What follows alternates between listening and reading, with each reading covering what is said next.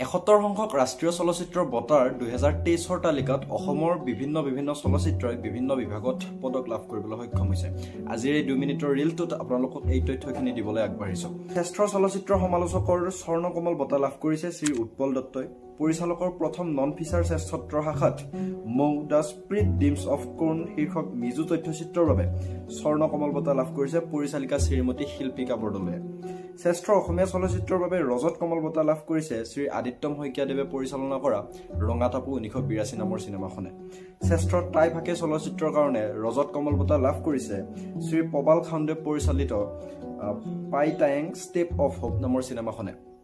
শ্ৰেষ্ঠ জীৱনীমূলক ঐতিহাসিক সংকলনত non feature চলচ্চিত্ৰ শাখাত ৰজত কমল বঁটা লাভ কৰিছে শ্ৰী সঞ্জীৱ পৰাশৰ পৰিচালিত লেটিনা আও a light on the eastern horizon নামৰ চিনেমাখনিয়ে। গতিকে অসমলৈ এই গোটেইসমূহ চিনেমাই গৌৰৱ কঢ়িয়াই আনিছে। এই অসমৰ চিনেমা জগতখনলৈ গৌৰৱ কঢ়িয়াই অনা গোটেইখিনি চিনেমাকে আমি আন্তৰিক ধন্যবাদ জ্ঞাপন কৰিছো। গতিকে আজিৰ ৰিল সিটো আপুনি চাই কিনে কিবা অকণমান যদি জানিব পাৰিলে আমাৰ এই পেজটি ফ'ল' কৰি দিব। ধন্যবাদ।